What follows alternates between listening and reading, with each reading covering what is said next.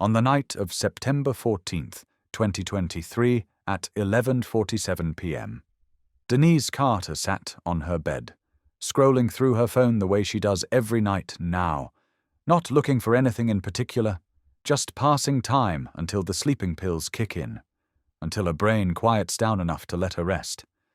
Her sister Lorraine sent her a TikTok earlier, some local festival videos from the Florida Keys. "Look at this beautiful sunset," Lorraine had written. "We should take a trip there someday." Denise almost scrolls past it. Almost. But something catches her eye. A woman in the background, dancing with two children near a food truck. Denise's thumb hovers over the screen. She watches the video again. Then again. Then a fourth time, zooming in until the pixels blur. The woman has her back to the camera, mostly. But there's a moment, just 2 seconds, where she turns, where her profile catches the light. Denise's heart stops. It can't be. She watched the video 17 more times that night, screenshot after screenshot, zooming, enhancing, staring until her eyes burn. Because that woman, the one dancing with those children at a sunset festival in the Florida Keys, looks exactly like her daughter. Her dead daughter. The daughter who fell off a cliff in the Smoky Mountains 7 years ago, whose body was never recovered, whose empty casket sits in a cemetery in Charlotte, North Carolina, beside her grandmother's grave. Here's a question for you. What would you do if you saw a ghost? Not a spirit, not a dream, but a living, breathing ghost caught in the background of a stranger's video. A ghost who was supposed to be dead. A ghost you buried. A ghost you spent 7 years learning to live without. Would you believe your eyes? Would you think you'd finally lost your mind? Or would you start to wonder if everything you thought you knew was a lie? On the night of September 14th, 2023, was when Denise Carter's world cracked open for the second time. The first time was 7 years earlier, on a hiking trail in the Smoky Mountains, when a park ranger knocked on her hotel room door and told her that her 16-year-old daughter had fallen into a gorge. That the search teams couldn't find her body. That the current had likely carried her downstream into terrain too dangerous to access. That her daughter was gone. Denise Carter spent 7 years rebuilding herself from rubble.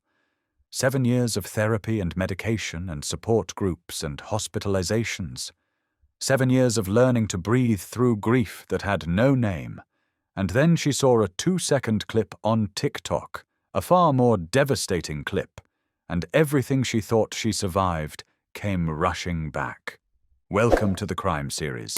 This is the story of a mother who lost everything, a daughter who vanished, and a truth so devastating that it makes you question everything you believe about trust, family, and love. This is the story of Denise Carter. Denise Marie Carter was born on March 3, 1978, in a small brick house on Beatty's Ford Road in Charlotte, North Carolina. Third child of 5. Middle daughter. The quiet one. Her father, William Carter, worked at the Philip Morris tobacco plant. 32 years on the same production line. Her mother, Evelyn, cleaned houses in Myers Park, the wealthy neighborhood across town where people had swimming pools and 3-car garages. The Carter house was small but full. 3 bedrooms for 7 people meant sharing everything. Beds, bathrooms, secrets. Denise shared a room with her sisters, Lorraine and Patricia. Bunk beds and a twin pushed against opposite walls. They fell asleep to the sound of each other breathing. Money was tight but never absent. William Carter believed in work. 2 shifts when one wasn't enough. Evelyn Carter believed in God. Church every Sunday, Wednesday night Bible study, fish fry Fridays during Lent.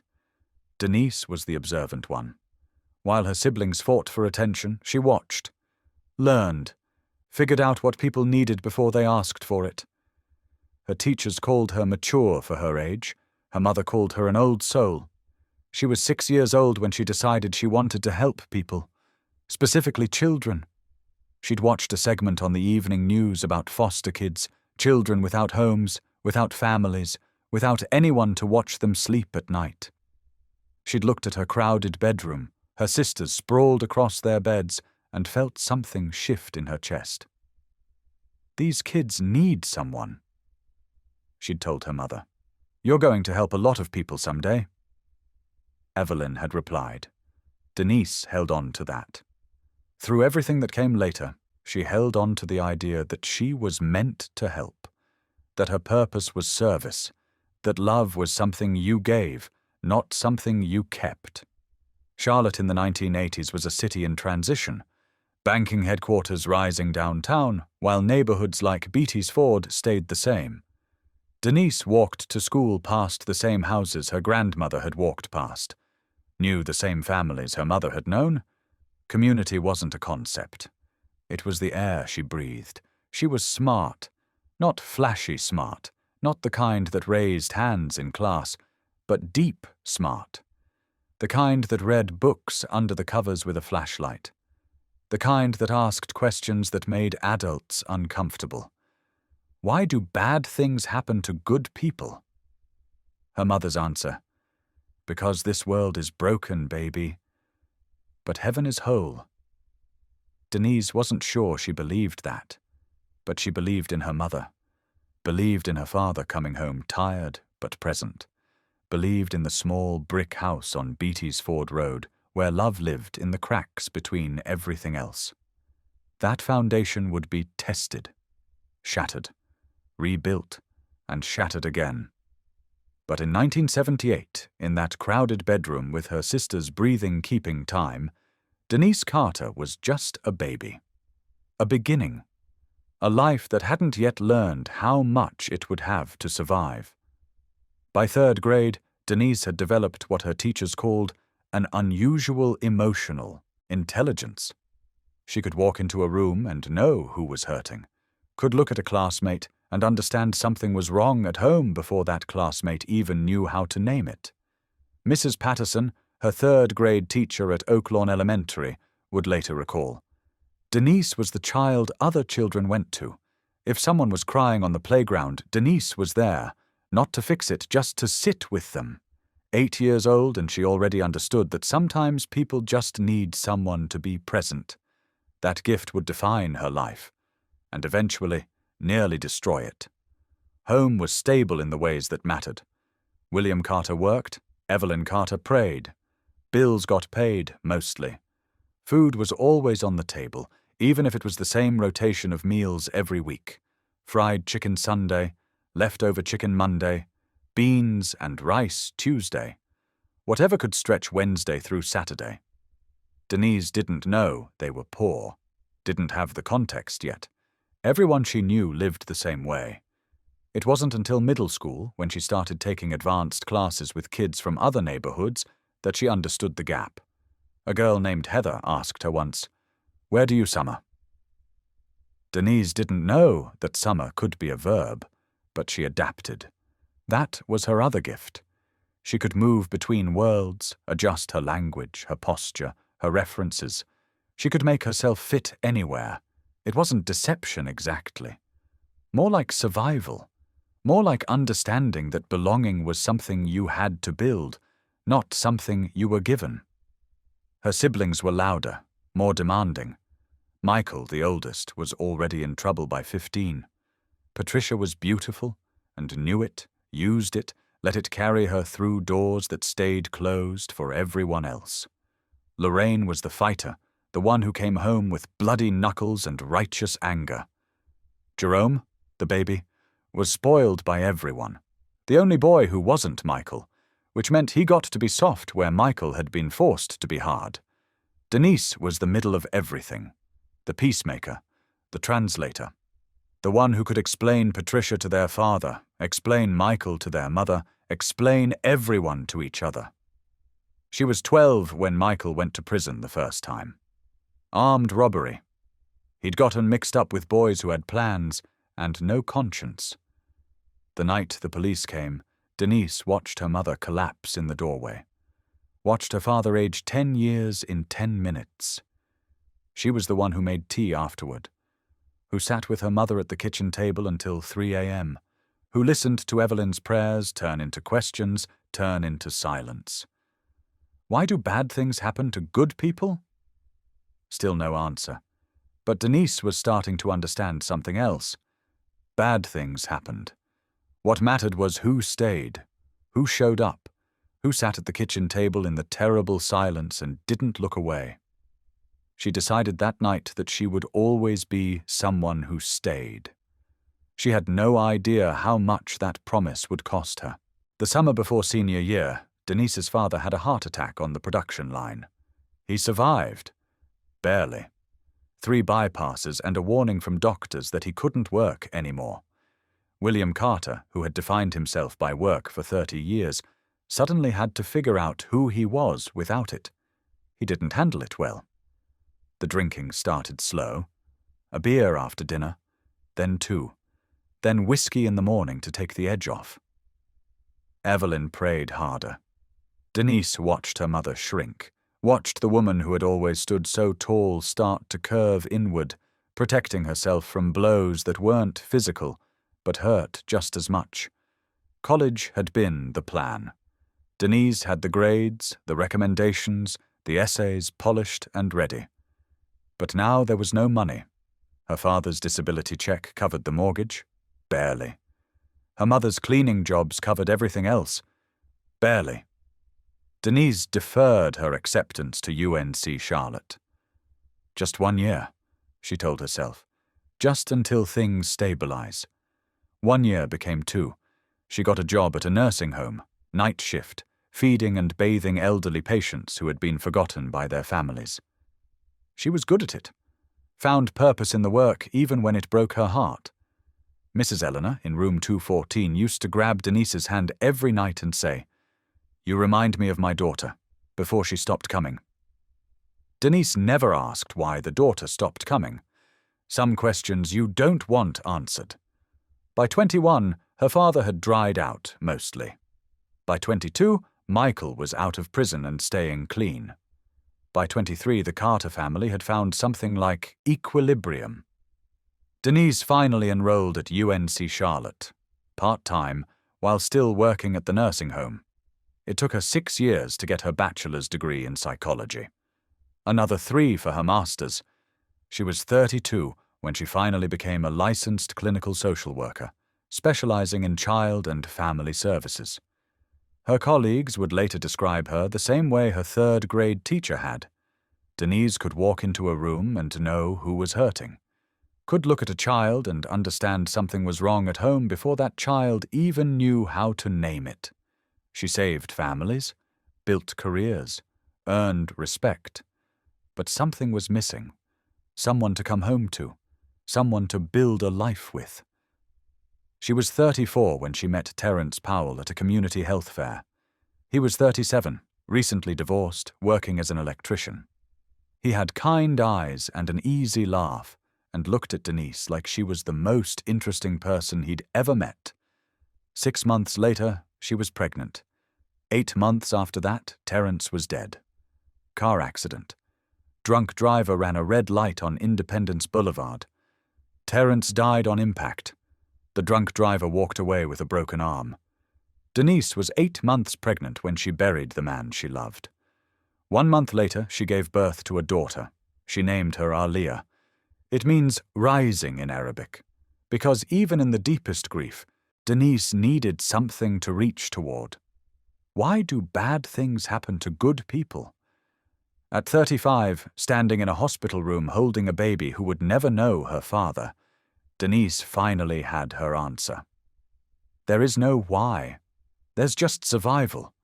Just putting one foot in front of the other until the weight becomes bearable. Just finding reasons to stay when everything screams at you to go. Her reason was 7 pounds, 4 ounces, with Terence's eyes and her grandmother's nose. Her reason was Aliyah. Denise Carter's colleagues at the Department of Social Services called her the Saint. Not because she was perfect, but because she never gave up. The cases everyone else wanted to close, she kept open. The families everyone else wrote off, she kept visiting. Janet Morrison, her supervisor for 12 years, remembers. I had to order Denise to stop working on cases. She'd be in the office at 11 p.m. following up on a hunch. I'd say, "Denise, go home." She'd say, "These kids don't get to go home to somewhere safe. I can lose a little sleep." She lost a lot of sleep, but she saved a lot of kids. Her apartment in Plaza Midwood was small but warm. Plants everywhere because she believed in nurturing living things. Photos on every wall because she believed in remembering where you came from. Books stacked on every surface because she believed in always learning. She cooked Sunday dinner for whoever needed it. Her sisters, their kids, neighbors, sometimes the families from her cases who had nowhere else to go. Her collard greens were legendary. Her sweet potato pie won the church cook-off 3 years running. She believed in God, mostly. Believed in people, always. Believed that everyone deserved someone in their corner, even when they'd done terrible things. "You can't help someone you've given up on," she'd say. "The minute you decide someone is beyond saving, you've failed them." She applied this to everyone. Clients who relapsed, siblings who disappointed her, strangers who tested her patience, everyone except eventually herself. Aaliyah was her masterpiece, not because she was perfect, but because Denise poured everything good about herself into that child.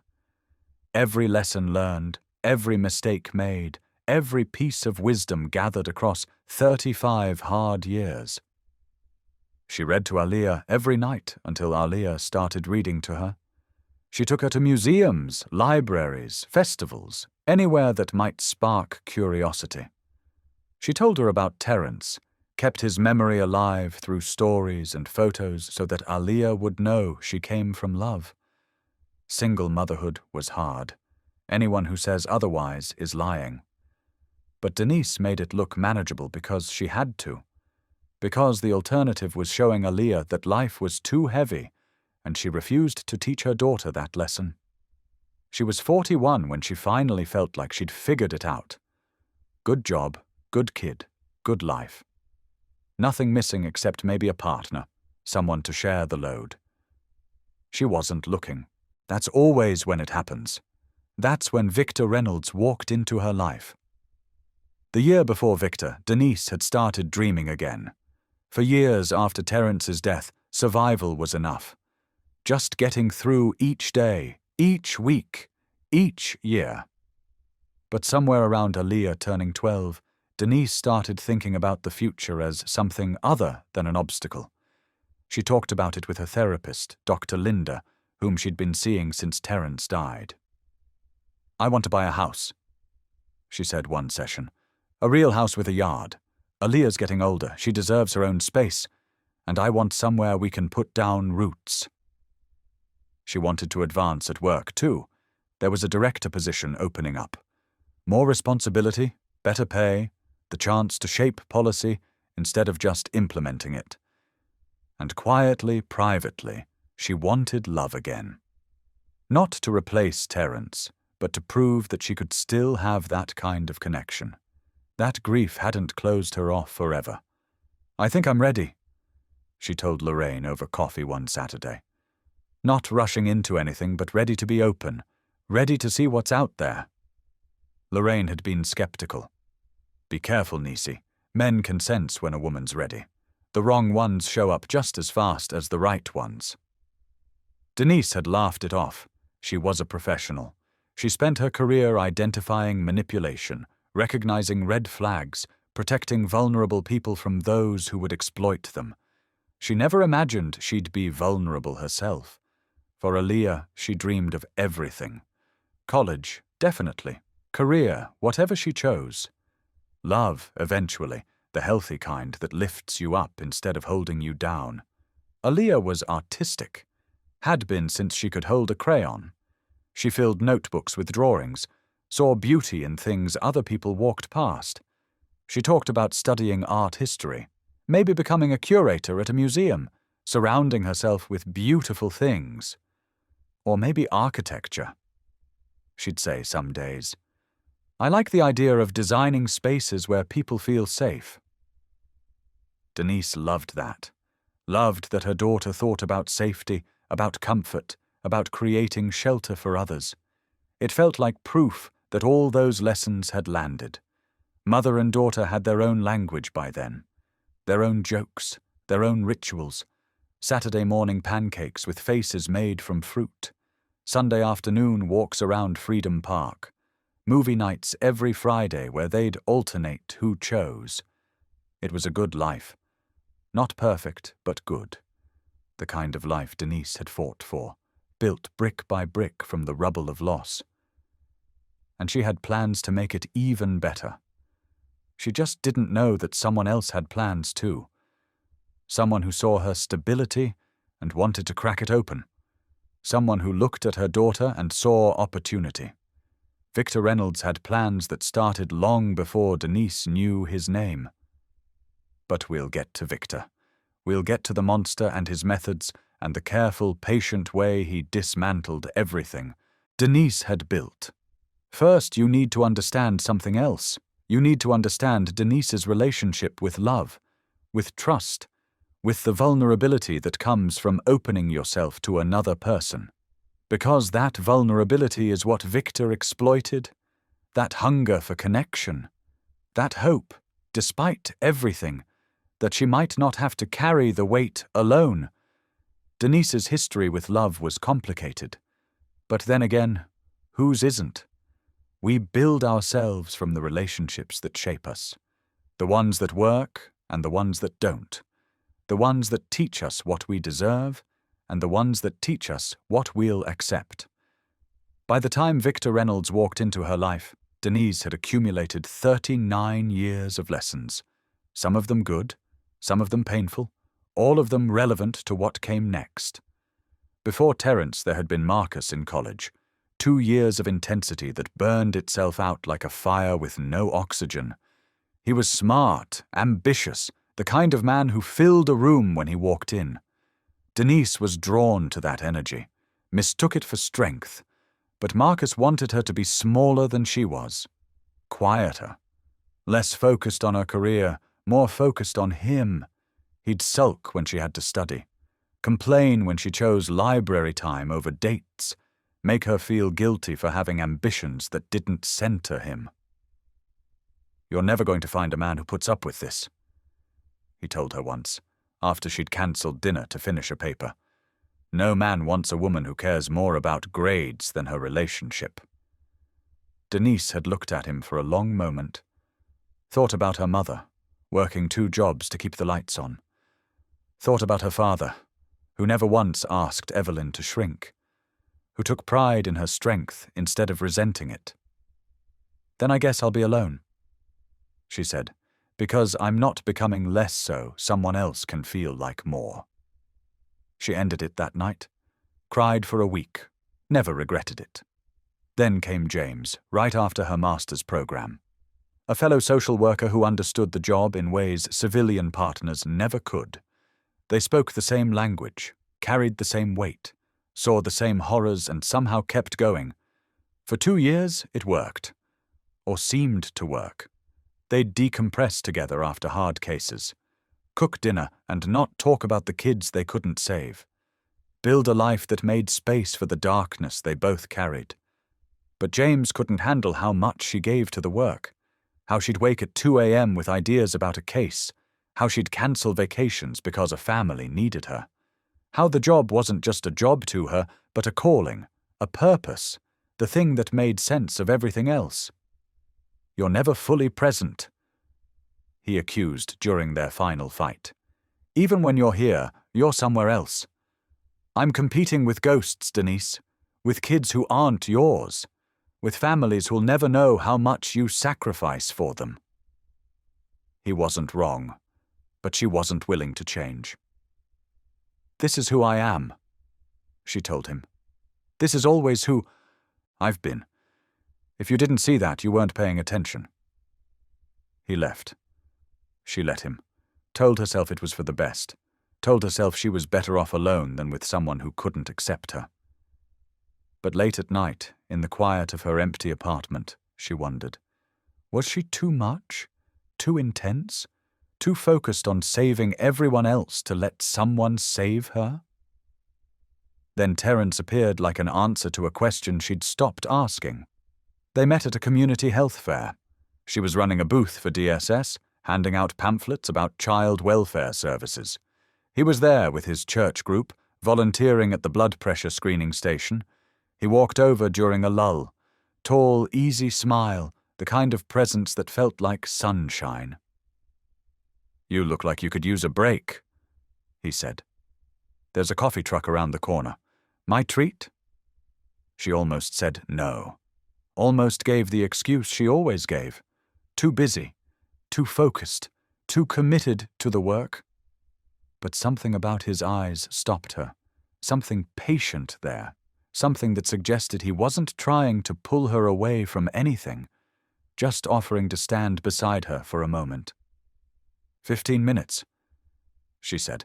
"I've got people coming back." 15 minutes is plenty. It wasn't. 15 minutes became an hour. An hour became exchanged numbers. Numbers became dates that turned into months, that turned into a future she'd stopped believing was possible. Terence didn't ask her to be less, didn't compete with her work or resent her dedication. He saw her ambition as an asset, not an obstacle, saw her passion as something to admire, not something to tame. "You're going to change the world," he told her once, early on. "I just want to be there when you do."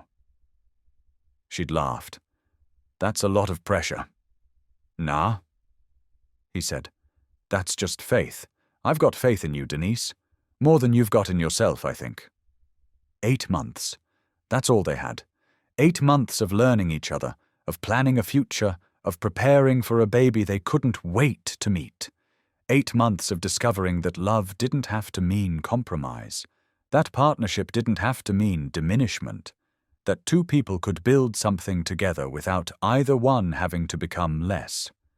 And then a drunk driver ran a red light on Independence Boulevard, and Denise learned that the universe doesn't care about your plans. After Terence, she dated sparingly. A lawyer from church who looked good on paper but bored her senseless. A contractor who renovated her bathroom and tried to renovate her life. Showing up unannounced, making plans without asking, treating her independence like a problem to solve. A professor from UNC Charlotte, who was brilliant in theory and emotionally unavailable in practice. None of them fit. None of them understood that loving her meant accepting she came with baggage, with a daughter, with a career that would always demand more than a 9 to 5, with a grief that would never fully heal, just settle into the architecture of who she was. "Maybe I'm too much," she told Lorraine after another connection fizzled. "Maybe you haven't found someone who's enough," Lorraine replied. By the time she met Victor, Denise had made peace with the possibility that she might end up alone. Not happily, but acceptingly. If it wasn't going to happen, it wasn't going to happen. She had Aliyah. She had work. She had family and friends and a life that meant something. She didn't need a man to complete her, but she wanted one. Quietly. Privately. In the part of herself she didn't show anyone. She wanted someone to share the weight with, someone to sit with at the end of hard days, someone who would still be there in 20 years, in 30, when Aliyah was grown and the house was quiet and the loneliness stopped being a choice and started being a sentence. Victor saw that want, recognized it, exploited it. He became everything she'd been looking for, and she never saw the lie underneath. That first conversation at the community center fundraiser, she felt something shift. He was handsome, yes, charming, absolutely. But it was more than that. He asked about her work, her daughter, her dreams. He remembered details from previous conversations. He followed up on things she'd mentioned in passing. He made her feel seen. Their courtship was slow by modern standards. Months of dinners and phone calls and long walks before anything physical happened. He seemed to understand that she needed time. That trust was something she'd lost and had to rebuild carefully. But in the moment, it felt like fate. like finally finding the piece that had been missing. What she didn't know was that Victor Reynolds had been married before, that his first wife had died in a house fire along with her 15-year-old daughter from a previous marriage. What she didn't know was that Victor Reynolds had collected $1.2 million in insurance money after that fire. What she didn't know was that she wasn't his first target. She was just his latest. By 2016, Denise Carter had built something solid. She'd been promoted to senior case supervisor at the Department of Social Services. Her caseload was smaller but more complex, the situations no one else could handle. She trained new workers, developed protocols, testified in court proceedings. She was respected, relied upon, essential. The house had finally happened. A 3-bedroom bungalow in Plaza Midwood, not far from her old apartment. Small yard, big kitchen, room for Aaliyah to have space, and room for them to still be close. She'd converted the 3rd bedroom into a home office. Case files stacked neatly on the desk. A corkboard full of photos from families she'd helped. Notes from kids who had aged out of the system writing to thank her, to tell her she'd made a difference. "You helped me believe I could have a better life." One note read. Nobody had ever told me that before. She kept that note in her wallet, pulled it out on hard days when she needed, reminding why she did what she did. Financially, things were stable. Not wealthy, but comfortable. The mortgage was manageable. Aaliyah's college fund was growing. Retirement wasn't just a concept anymore, but an actual plan. Sundays still meant dinner. Her sisters, their kids, sometimes co-workers who had become friends. The table extended with extra leaves, mismatched chairs pulled from different rooms. Collard greens and cornbread and laughter filling the small house until the walls seemed to expand. Aaliyah was thriving. Sophomore year at Myers Park High School, AP classes, art club. A small group of friends who came over on weekends to watch movies and raid the kitchen. She was quieter than she'd been as a child. More interior. But that was normal, wasn't it? Teenagers lived inside their own heads. They pulled away and came back. They needed space before they could appreciate proximity again. Denise told herself it was fine. Everything was fine. The first time she noticed something off was November 2016. Victor had been in their lives for 4 months. He came to dinner every Sunday now, helped clean up afterward, stayed late watching TV with Denise while Aaliyah did homework in her room. That night, Denise went to say goodnight to Aaliyah and found her crying. "Baby, what's wrong?" Aaliyah wiped her eyes quickly. "Nothing, just stressed about a test." But she wouldn't look at Denise, and she flinched almost imperceptibly when Denise reached out to touch her shoulder. Denise noticed. Of course she noticed. She'd spent her career reading the signs. But she was also tired, and in love, and Victor was in the living room waiting for her, just stressed about a test. She chose to believe it. January 2017. Denise's mother, Evelyn, has a stroke. It happens on a Sunday morning, right after church. Evelyn is standing in the fellowship hall, drinking coffee, laughing at something Patricia said, and then she's on the floor. Then she's in an ambulance. Then she's in the ICU at Carolina's Medical Center with tubes in her arms and machines beeping and doctors using words like prognosis and quality of life. The next 6 weeks are a blur. Denise at the hospital every spare moment. Victor stepping up, driving her there, bringing her food, sitting with her during the long nights when Evelyn hovered between here and gone. "You're so strong," he told her, "but you don't have to be. Not with me."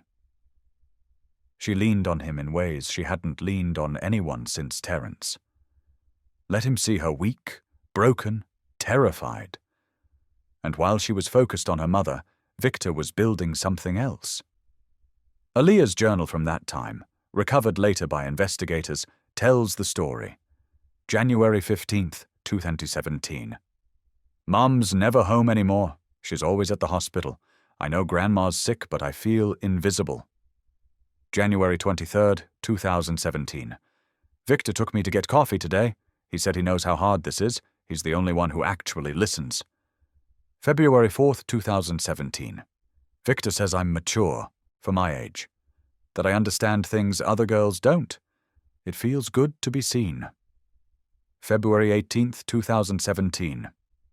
Something happened today. I can't write about it. I don't know how to feel. Evelyn eventually died on February 22nd, 2017. Denise was holding her hand when it happened. In the depths of grief, Denise leaned harder on Victor. Didn't notice how much time he was spending alone with Aaliyah. Didn't question when he offered to drive Aaliyah to school so Denise could have more time in the mornings. Didn't wonder why Aaliyah seemed both more distant and more attached to Victor at the same time. Grief makes you blind. That's what survivors say. You're so focused on the pain, you can't see anything else. Spring 2017, 3 months after Evelyn's death. Denise is starting to resurface. The grief isn't gone, will never be gone, but it's becoming manageable. She's back at work full-time. She's planning a family vacation for summer. She's thinking about the future again. Victor proposes in April. Private dinner at a restaurant downtown. Champagne and a ring and words that made her cry. You and Aaliyah are my family now. He said, I want to make it official. Denise said yes. Of course she said yes. This was what she'd been waiting for. Someone to share the load. Someone to help her raise her daughter. Someone to grow old with. The wedding was planned for August. Small ceremony at Friendship Missionary Baptist. Reception at the house. Nothing extravagant because that wasn't who they were. Aaliyah was maid of honor. Denise thought she seemed excited, engaged, happy for her mother. Looking back, she'd realize how wrong she was. How the brightness in Aaliyah's eyes wasn't excitement but something else. How the way Aaliyah looked at Victor wasn't admiration but something darker. But hindsight is a cruel teacher. It shows you everything you missed and nothing you can change. June 2017. Victor legally adopts Aaliyah. The paperwork is surprisingly simple. Aaliyah's biological father is dead. Victor has been in her life for a year. The judge approves in 15 minutes. Aaliyah Carter becomes Aaliyah Reynolds. Denise cries happy tears. Finally, her daughter has a father. Finally, she isn't doing this alone. Victor hugs Aaliyah outside the courthouse, holds her a beat too long, whispers something in her ear that makes her stiffen almost imperceptibly. Denise doesn't notice. August 2017. The wedding. Lorraine stands beside Denise at the altar. Aaliyah holds the flowers. The congregation sings. Pastor Williams pronounces them man and wife. Photos from that day show a happy family. Denise glowing. Victor beaming. Aaliyah smiling for the camera. But look closer at those photos. Look at Aaliyah's eyes. There's something there that doesn't match the smile. Something hollow. Something trapped. Look closer at Victor's hand on Aaliyah's shoulder. The possessive grip.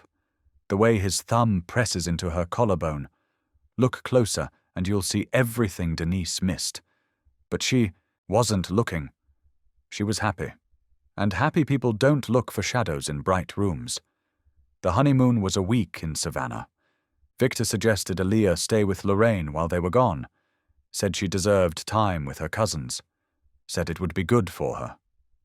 Aaliyah begged to come with them. Begged in a way that seemed excessive. Desperate, even. We'll only be gone a week. Denise told her daughter, You'll survive. Aaliyah's face when she said that. The way hope crumbled into something else. Something resigned. Something already broken. Denise would replay that moment forever afterward. Would wonder what would have happened if she'd listened. If she'd asked the right questions. If she'd looked past the words to what her daughter couldn't say.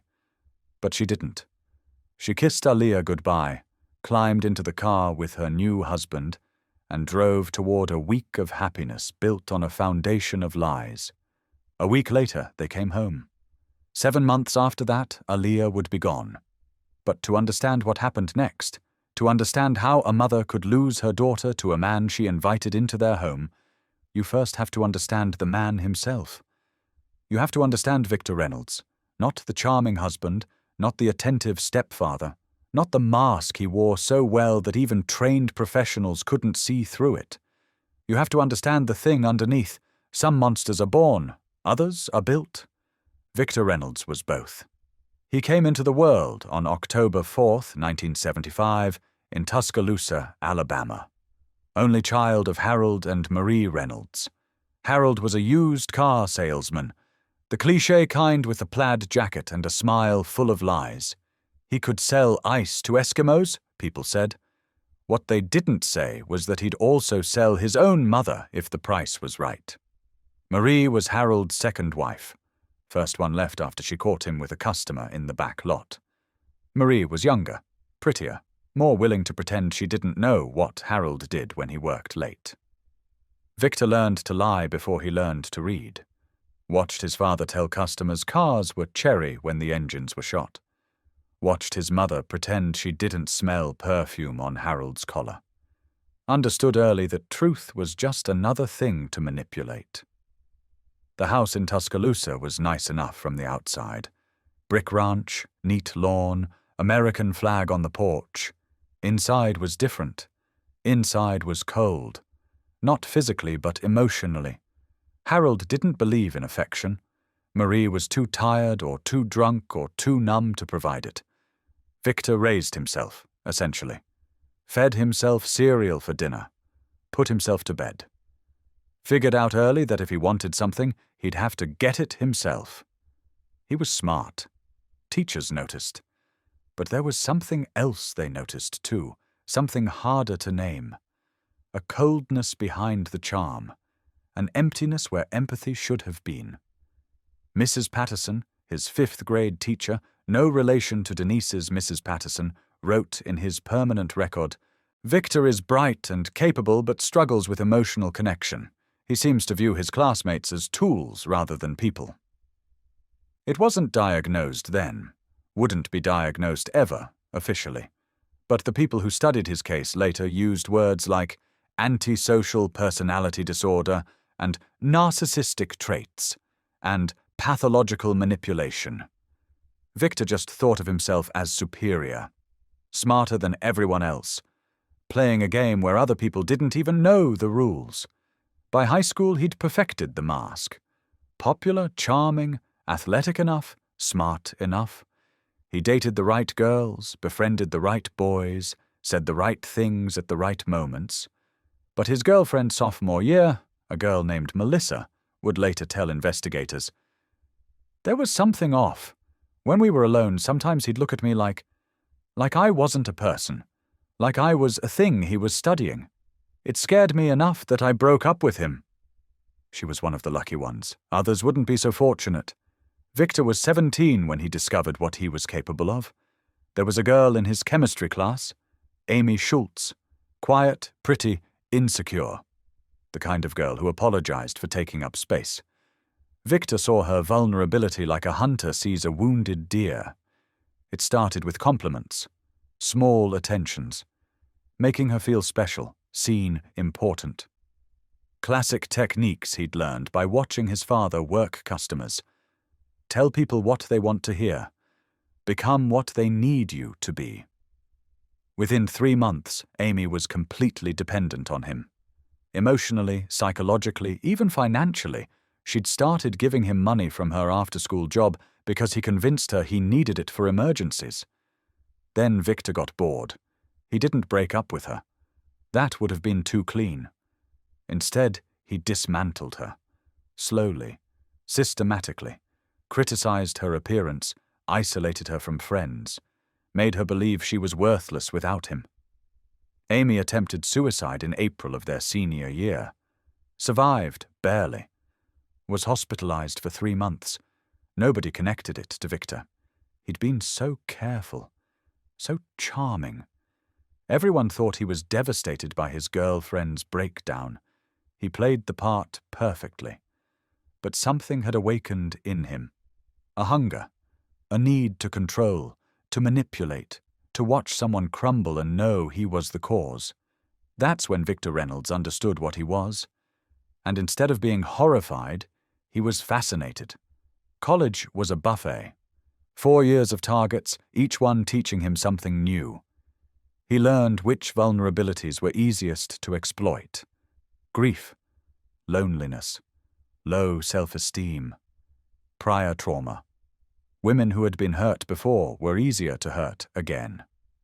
He graduated with a degree in business and an unspoken degree in destruction. His first real job was pharmaceutical sales. Perfect fit. Legal manipulation. Getting doctors to prescribe drugs they didn't need by telling them what they wanted to hear. He was Employee of the Year 3 times, running. At 28, he married for the first time. Rachel Chen, a widow with a 10-year-old daughter from her first marriage. The marriage lasted 4 years. It ended in a house fire. The fire was ruled accidental. Electrical fault in the garage. Rachel and her daughter, Lily, didn't make it out. Victor was at a conference in Atlanta when it happened. 100 of witnesses. Perfect alibi. He collected $1.2 million in life insurance, moved to Nashville, started over. But investigators in Alabama kept the file open. Not officially, just personally. Detective Marcus Williams had interviewed Victor 3 times after the fire. Something didn't sit right with him. He was too composed. Williams would later say, "His wife and stepdaughter just burned to death, and he's sitting there like we're discussing the weather, asking about insurance paperwork, wanting to know how long before he could sell the house." The investigation found nothing. No accelerants, no tampering, no evidence of anything except a terrible accident. But Detective Williams kept copies of everything, kept Victor Reynolds' name in the back of his mind, kept waiting for something else to happen. Nashville. Victor spent 3 years there, dated several women, all with the same profile. Single mothers, financial stability, daughters between 12 and 16. None of those relationships lasted long enough to escalate. The women either got suspicious or got bored, or Victor found some flaw that made them unsuitable. He was refining his approach, learning what worked and what didn't, developing his methodology like a scientist perfecting an experiment. The target needed to be vulnerable, but not too vulnerable, stable enough to be worth the investment of time, isolated enough that no one would interfere. The daughter was essential. Victor had discovered something about himself with Lily, Rachel's daughter. A preference, a hunger that he'd learned to satisfy. By the time he moved to Charlotte in 2015, Victor Reynolds knew exactly what he was looking for. And then he found Denise Carter at a community center fundraiser.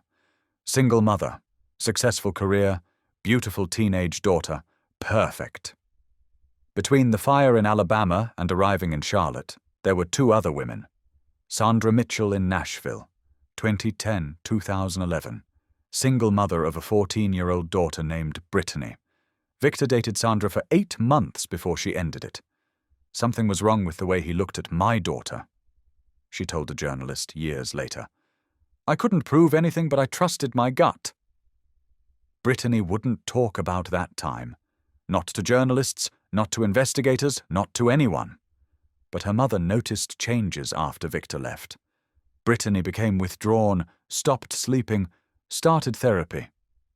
She's never told me what happened, Sandra said, and I've never pushed, but I know something did, and I blame myself every day for not seeing it sooner.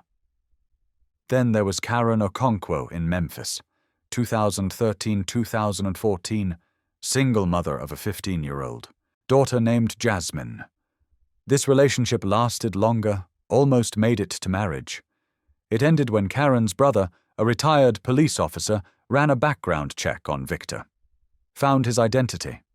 Found the fire. Found the insurance payout. I told my sister she needed to get out immediately. The brother, Thomas Okonkwo, recalled. Something about that fire didn't add up. She listened, thank God, kicked him out that night. Jasmine had already been groomed by then, already been damaged in ways that would take years to uncover. But she survived, because her family intervened before Victor could finish what he started. Victor learned from these failures. He learned to move slower. He learned to isolate more completely. He learned that the mother needed to be consumed by something, grief or work, crisis, anything that would keep her distracted while he worked on the daughter. He learned to wait. Charlotte was his masterpiece. Everything he'd practiced, everything he'd learned, came together perfectly. Denise's grief over her mother, Aaliyah's vulnerability at 14, 15, 16, the isolation he could create by becoming essential to both of them. And this time he had an exit strategy, not fire. Too obvious, too suspicious after the first time, something cleaner, something that left no body, a hiking accident in the mountains. Victor couldn't do it alone. The plan was too complex, required too many moving parts. Miguel Herrera was 34 years old, a park ranger at Great Smoky Mountains National Park. He had a gambling problem that had gotten him into $40,000. Victor found him through a connection, a guy who knew someone willing to do anything for the right price. They met in March 2018, 2 weeks before the scheduled hiking trip, a bar in Gatlinburg, Tennessee. Cash up front, half the amount, with the rest after the job was done. "I need someone to disappear," Victor explained. "A teenager. She's coming willingly, but I need the disappearance to look like an accident, a fall from one of the trails." Miguel should have said no, should have walked away, but $80,000 clears a lot of debt and buys a lot of silence. "What do you need me to do?" Victor laid out the plan, the specific trail, the specific cliff, the timeline. Miguel's job was to stage the scene, file a report about seeing someone fall, and help coordinate the search in a direction that would never find anything. Because there won't be anything to find. Victor said, "She'll be with me by then, somewhere else. New names, new lives." Miguel asked only one question. "The mother. What happens to her?" Victor's smile was cold. "She gets to grieve. Forever." The plan was set. All they needed was for Aaliyah to agree. That part Victor had handled months ago. To the outside world, Victor Reynolds was exactly what he appeared to be. Successful pharmaceutical sales manager, devoted husband, loving stepfather. The kind of man who brought flowers home for no reason and remembered everyone's birthday and volunteered at Habitat for Humanity on weekends. His co-workers at Bristol Myers Squibb loved him. Victor was the guy everyone wanted to be. One of them told investigators later, "Great at his job, great with people, seemed to have this perfect home life. We all thought he'd won the lottery with Denise and Aaliyah. At church, he sang in the choir. At neighborhood cookouts, he manned the grill. At Aaliyah's school events, he showed up, engaged, present. The mask never slipped. Not once, not in public. In private was different." Aaliyah's journal, recovered later, tells the story of two Victors. Around Mom, he's perfect, sweet, attentive, the husband she always wanted. When it's just us, he's different. The way he looks at me, the things he says, the things he does. She couldn't write the specifics, couldn't put into words what was happening in her own home, but the implications were clear. Victor had been grooming her for 2 years by then, starting with attention, then affection, then isolation, then physical contact that escalated gradually enough that Aaliyah couldn't pinpoint when inappropriate began. By the time she understood what was happening, she was already trapped, already convinced it was her fault, already terrified of what would happen if she told. "He says Mom would never believe me, that I seduced him, that I'll destroy the family if I say anything." Classic abuser logic. Turn the victim into the villain. Make her complicit in her own destruction. Aaliyah believed him. Why wouldn't she? Victor had spent 2 years becoming the most important person in her life, more important than her mother, more important than herself. When he proposed running away together, she said yes, not because she loved him, but because she couldn't imagine any other escape. Fall 2017, Victor begins suggesting a family trip. We should go hiking. The Smokies are beautiful this time of year. Denise isn't sure. She's afraid of heights. But Victor persists. Aaliyah would love it. She's been so stressed with school, we could all use a break. He plants the idea carefully, returns to it periodically, makes it seem organic. Meanwhile, he's making other plans. Bank transfers to an offshore account he'd set up years ago after the insurance payout in Alabama. Cash withdrawals that wouldn't raise flags. A property in Belize purchased through a shell company. And conversations with Aaliyah. What if we could just leave? Start over somewhere nobody knows us? Aaliyah is terrified and exhausted and manipulated beyond the ability to think clearly. Victor has convinced her that what's happening between them is love, that her mother would never understand, that the only way to be together is to disappear. But Mom, she says, your mum will be sad for a while, but she's strong. She'll survive, and we'll finally be free. He makes it sound romantic, makes it sound like they're star-crossed lovers escaping a world that doesn't understand them. Aaliyah is 16 years old. She doesn't have the words to name what's been done to her, doesn't understand that she's not in love but in captivity, doesn't realize that freedom with Victor is just another cage. She agrees. March 2018. The hiking trip is booked. 3 nights in Gatlinburg. Day hikes in the park. Family bonding time. Victor has coordinated everything. The specific trail. The specific time. The meeting point where Miguel Herrera will be waiting. All Aaliyah has to do is walk away and never come back. The trip starts normally. Too normally. They drive from Charlotte to Gatlinburg, 4 hours through mountain roads. Victor plays music Aaliyah likes. Denise sits in the back, working on a laptop, catching up on case files. They check into a cabin on the edge of the park. 2 bedrooms, 1 bathroom, a kitchen that smells like pine and dust. Aaliyah is quiet. Denise assumes it's teenage moodiness. Victor knows it's nerves. That first night, they eat at the Pancake Pantry, a tourist trap Victor chose because it's crowded and anonymous. Denise talks about work, about her cases, about a family she's trying to help. Aaliyah picks at her food, keeps checking her phone. Victor catches her eye across the table and gives an almost imperceptible nod. Tomorrow. Denise notices nothing. She's tired from the drive. Happy to be on vacation. Glad the family is together. She takes a photo of the 3 of them at the restaurant, posts it to Instagram with a caption, "Mountain family time. So grateful for these 2." That photo will haunt her later. The last picture of the 3 of them together. Victor's hand on Aaliyah's shoulder, that possessive grip, that thumb pressing into her collarbone, and Aaliyah's eyes, not looking at the camera, looking somewhere else, looking for an exit. The day of the disappearance. March 15th, 2018. Victor wakes everyone early. They eat breakfast at a diner in Gatlinburg. Pancakes and eggs and orange juice. Normal, American, forgettable. Denise is excited. She's been reading about the trail they're going to hike. Alum Cave Trail, she tells them. 5 miles round trip. Moderate difficulty. Beautiful views. We'll take it slow, Victor says. No rush. They park at the trailhead at 9:30 a.m. The weather is perfect. Cool but sunny. The kind of day you remember. They hike for 2 hours. Denise is slower than the others, scared of the heights, clinging to the hillside at certain points.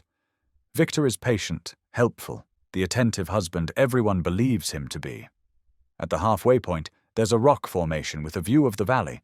They stop to rest, take photos, eat the sandwiches Victor packed. I want to keep going. Victor says. Aaliyah, you want to come with me?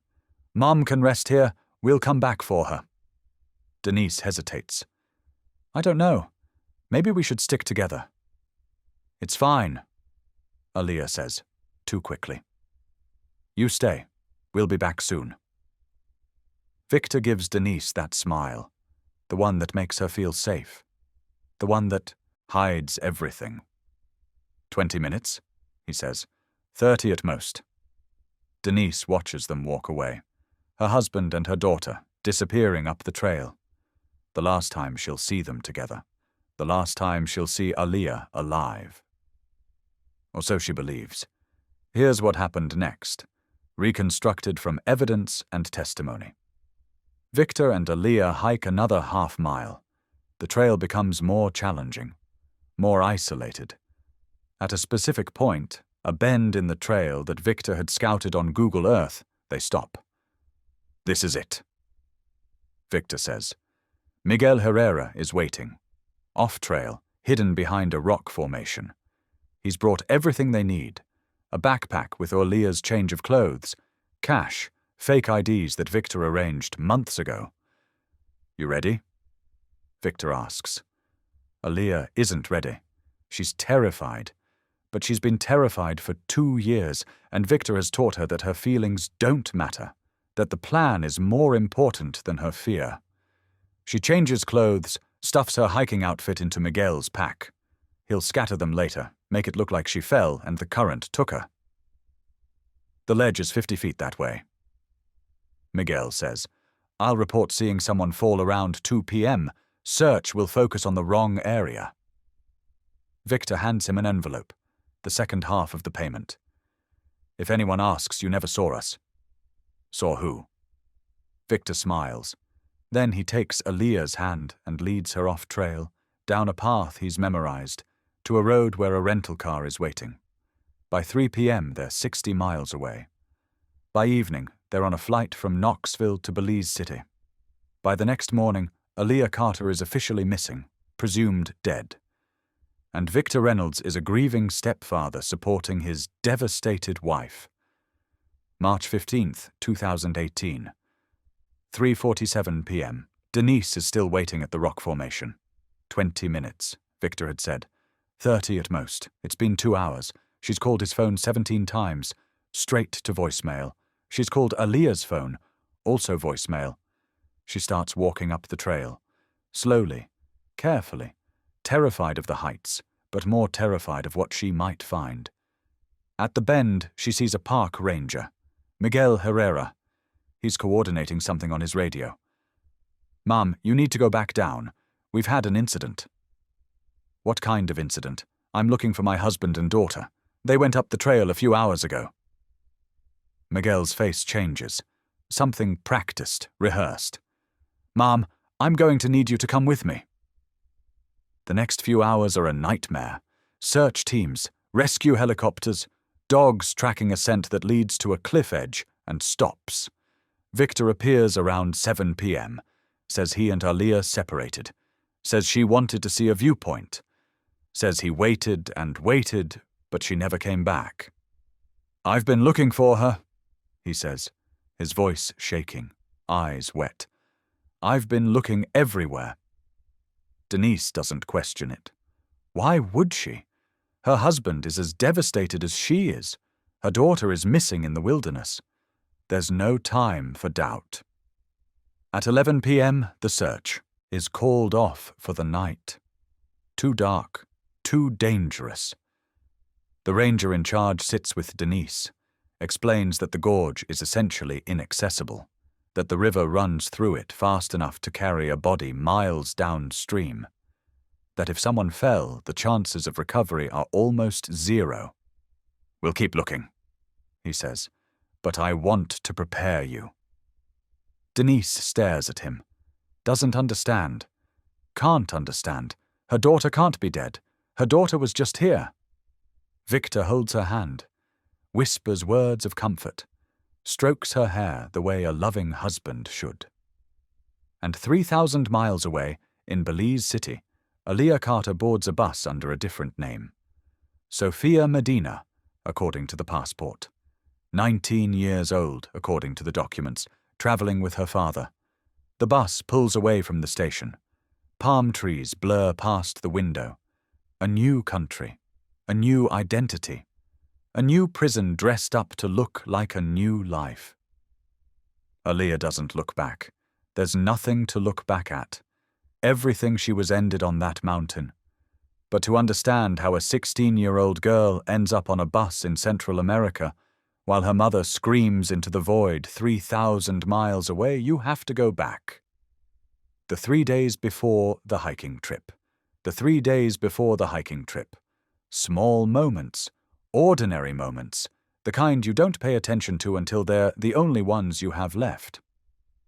March 12th, Charlotte. Denise packs for the trip. Denise stares at him. Doesn't understand. Can't understand. Her daughter can't be dead. Her daughter was just here. Her daughter was eating pancakes this morning. Victor holds her hand, whispers words of comfort. And 3,000 miles away, in Belize City, Aaliyah Carter is boarding a bus under a different name, heading to a new prison that looks like a new life. 5 days of searching. Dogs and helicopters and rescue teams rappelling into gorges. Nothing. The terrain was impossible. Victor had chosen it carefully, the kind of place where a body could disappear forever, where water moved too fast, and rocks were too sharp, and nature was too powerful. By day 3, the official tone shifted. Search became recovery. Recovery became acceptance. "We're doing everything we can," the search coordinator told Denise. "But I want you to prepare yourself." Denise couldn't prepare, couldn't accept, couldn't understand how her daughter could be gone. Victor was beside her the whole time, supportive, devastated, the picture of a man whose heart was breaking. On day 5, they called off the search officially. A chaplain sat with Denise, explained the process. Death certificate without a body. Memorial service. Moving forward. "There is no moving forward," Denise said. "There's no body. There's no proof. How am I supposed to bury someone who might still be out there?" The chaplain didn't have answers. Neither did anyone else. March 20th, 2 times at 18. They flew back to Charlotte. Victor drove. Denise sat in the back, staring at the mountains disappearing behind them. Somewhere in those mountains, she believed, her daughter's body lay undiscovered. Broken. Alone. She couldn't know the truth. That her daughter was alive. That her daughter was in Belize, unpacking boxes in a small house, starting a new life under a new name. That her daughter was a victim, not a runaway. That her daughter was as trapped now as she'd ever been. The investigation, such as it was, wrapped up quickly. Park rangers filed their reports. Search teams documented their efforts. The death certificate was issued. Manner of death? Accidental. No foul play suspected. Case closed. But one detective, a woman named Teresa Vasquez with the Charlotte-Mecklenburg Police Department, kept thinking about it. Something didn't sit right.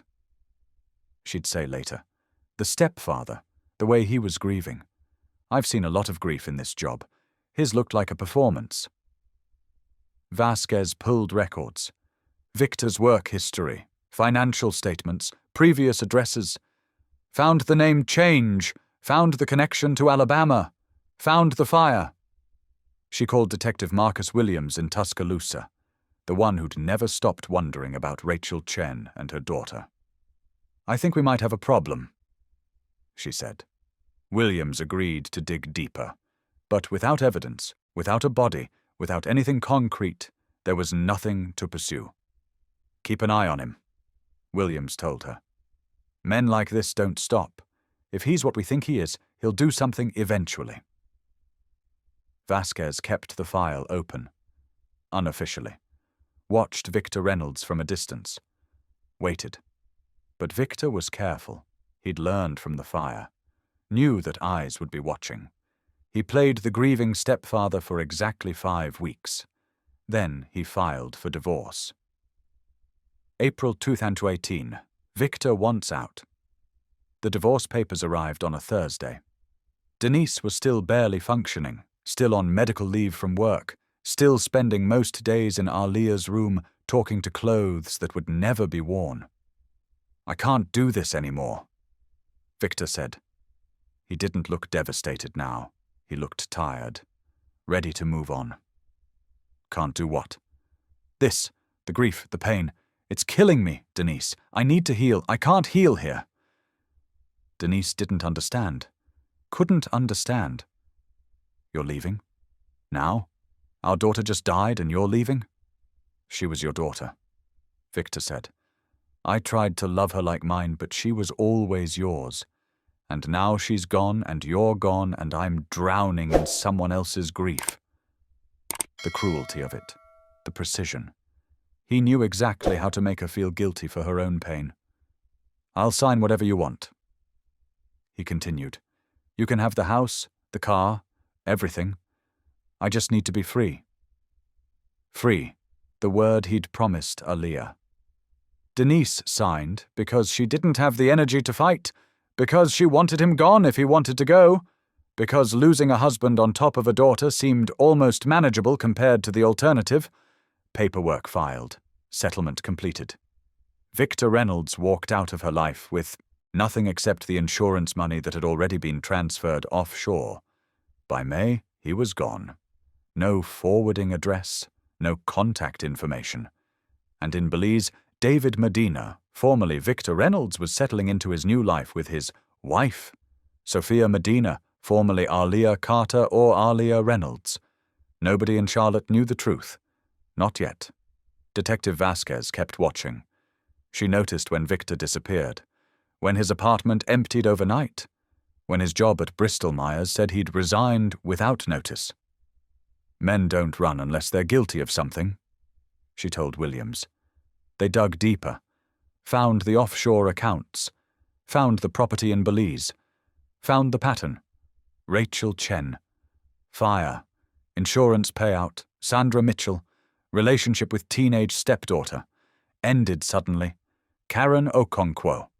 Same pattern. Brother intervened, and now Alia Carter. Hiking accident. Insurance payout. Vanished husband. "This guy's been doing this for years," Williams said. "Finding vulnerable women with daughters, grooming the daughters, moving on when it suits him." "But we can't prove anything." "Not yet." They reached out to the FBI.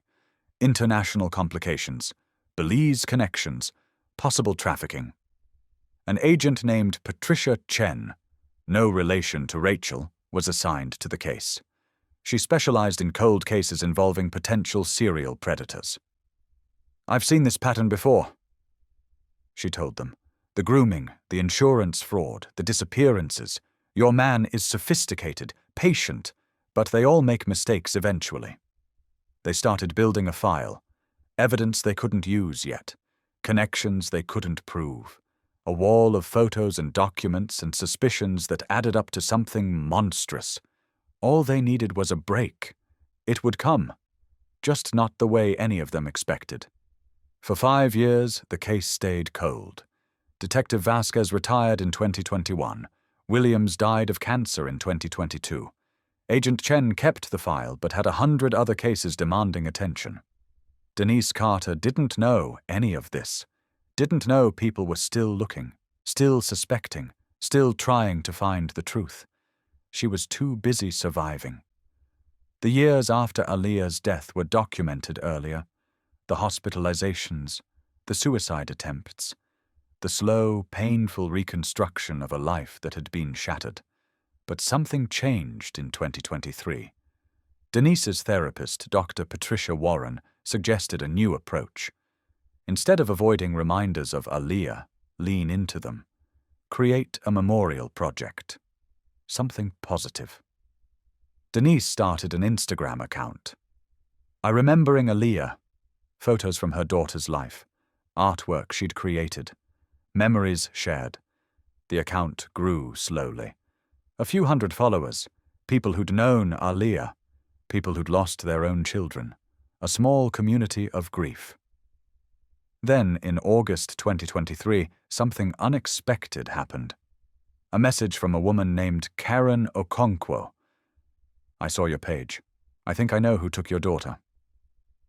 Karen told Denise about Victor, about her own experience, about her brother's background check, and what it had revealed. "I've been waiting for years for someone else to come forward," Karen wrote. "I know what he is, but I couldn't prove anything." Denise read the message 17 times. Then she called Detective Chen at the FBI, and then she started looking for her daughter, September 2023. Agent Chen reopened the investigation. Karen Okonkwo's testimony provided new leads, new connections, new reasons to believe Victor Reynolds was still out there, still living off the proceeds of his crimes. They traced the money, found the Belize property, found records of a David and Sophia Medina living there from 2018 to 2020. But the Medinas had moved, sold the property, disappeared again. "They're somewhere in the US," Chen told Denise. "We think they came back about 3 years ago, probably Florida based on immigration patterns. But they could be anywhere." "Yes, but we're looking." Denise started her own search. Online, social media, any trace of Victor Reynolds or the man he'd become. Nothing. Until September 14th, 2023, the TikTok video. Lorraine had sent it innocently. Just a pretty sunset, a festival in the Florida Keys. Background noise for a quiet evening. But Denise saw something in that background. A woman dancing with children, a familiar silhouette. She watched it over and over, screenshotted, zoomed, enhanced. And then she was certain. That was Aaliyah, alive, 7 years later, dancing at a festival 600 miles from where she was supposed to be buried. She called Agent Chen immediately. "I found her. What follows is reconstructed from Denise's testimony and forensic evidence." October 2023. Agent Chen confirmed the identification. Facial recognition matched Aaliyah Carter to the woman in the video. Records showed David and Sophia Medina living in Key Largo, Florida. A small house on a quiet street. 2 children enrolled in local schools under different names. The FBI wanted to coordinate, build a case, make arrests properly. Denise couldn't wait. She told them she understood, told them she'd let them handle it. Then she bought a plane ticket to Miami and rented a car to drive to Key Largo. She didn't bring a gun. Unlike the original story, that choice matters. October 15th, 2023, 4:47 p.m. Denise parks down the street from the yellow house with the white shutters, watches. At 5:15, a car pulls into the driveway. A man gets out, older, grey at the temples, but unmistakably Victor. He goes inside. At 5:30, Denise walks to the door. She knocks. A woman answers. Mid-20s now. Beautiful in a way that hurts. Aaliyah. For a moment, neither speaks. 7 years compressed into seconds. Then Aaliyah's face crumbles. "Mom?" Behind Aaliyah, Victor appears. Sees Denise. His expression cycles through shock, calculation, fear. "What are you doing here?" Denise doesn't answer him. Her eyes stay on her daughter. "You're alive. You've been alive this whole time." Victor tries to take control. "You need to leave. This is a mistake. I don't know who you think." 7 years. Denise's voice breaks. 7 years I believed you were dead. 7 years I grieved. I tried to kill myself. Did you know that? Aaliyah is crying. "Mom, I'm sorry. I wanted to tell you." "You wanted to tell me? You could have picked up a phone any day for 7 years. Victor steps forward. "This is over. You need to go." "I'm not going anywhere." Behind them, sirens. Agent Chen, not willing to let Denise confront them alone, had followed. Backup arriving. Victor sees the police cars pulling up. His face goes white. "You called them." "No, they've been looking for you for years. Turns out faking deaths and collecting insurance is still illegal, even in paradise. The arrest was anticlimactic after everything else. Victor in handcuffs, read his rights, placed in the back of a squad car. Aaliyah, technically a victim, was still detained for questioning. The children, Isaiah and Nadia, taken into protective custody. And Denise stood on the sidewalk of that yellow house, watching the life her daughter had built collapse around her. Wondering if she should feel victorious, feeling only empty. January 2024, Miami Federal Courthouse. Victor Reynolds faced charges including insurance fraud, kidnapping, conspiracy to commit fraud, and sexual exploitation of a minor. The kidnapping charge was complex since Aaliyah had technically gone willingly, but prosecutors argued that a groomed 16-year-old couldn't meaningfully consent. The courtroom was packed. Media attention had exploded once the story broke. Stepfather fakes daughter's death, lives with her for 7 years, was the kind of headline that sold papers. Denise sat in the front row. Every day, watched Victor in his suit and his lawyer and his performance of innocence. My client had a relationship with a young woman who was of legal age in many jurisdictions. The defense argued. There's no evidence of coercion, no evidence of force. 2 adults made choices together.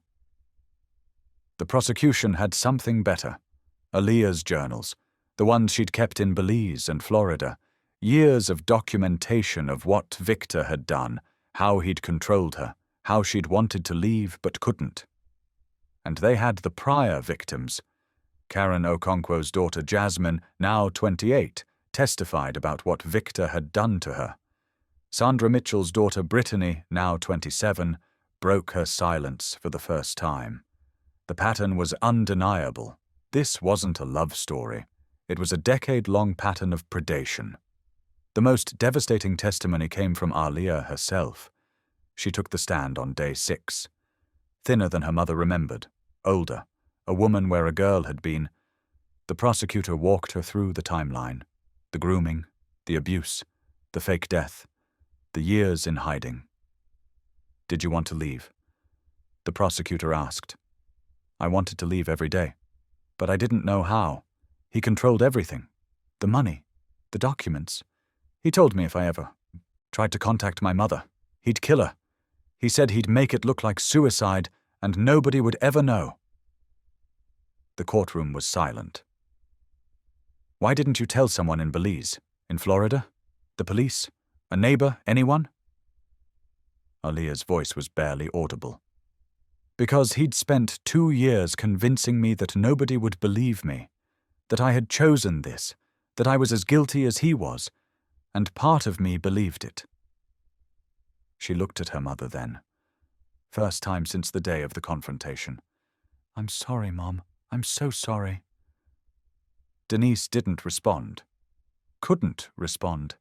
7 years of pain and relief and anger and love all tangled together in her chest. The defense tried to paint Aaliyah as a willing participant, as a manipulative young woman who had seduced her stepfather and went along with his plan for her own reasons. The jury didn't buy it. Deliberation lasted 3 days. On the 4th day, the jury returned. Guilty. On all counts. Victor Reynolds showed no emotion, just stared straight ahead as the verdict was read, as the cameras flashed, as his future collapsed into concrete walls and iron bars. Denise cried. Not from joy, not exactly.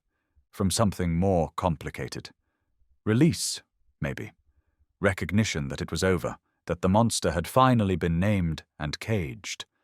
Aaliyah wasn't in the courtroom for the verdict. She'd given her testimony and retreated, unable to face what came next. But Denise found her afterward, in a small room off the main hallway, sitting alone, staring at her hands. It's over, Denise said. Aaliyah looked up. Is it? They stood there, mother and daughter, a lifetime of words unsaid. I don't know how to forgive you, Denise said. I don't know if I can.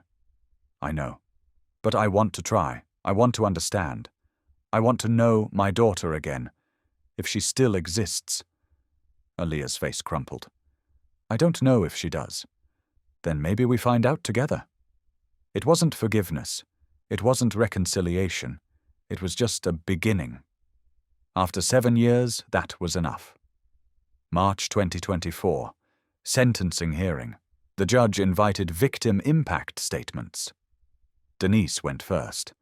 She spoke for 23 minutes about the grief that had consumed her, the hospitalizations, the suicide attempts, the years of rebuilding that had been built on a lie. "Victor Reynolds took my daughter from me when she was 16 years old, not by killing her, but by something worse, by making her believe that leaving me was love, by making her complicit in her own disappearance, by letting me grieve for 7 years while he lived off insurance money and built a family with my child." She looked at Victor directly. "You're a monster, but you didn't win. She's still here, I'm still here, and you're going to die in a cell while we rebuild everything you tried to destroy." Jasmine Okonkwo spoke next. Then Brittany Mitchell. Then investigators who described the pattern of predation that spanned over a decade. The defense asked for leniency, cited Victor's age, his lack of violent criminal history, his cooperation after arrest.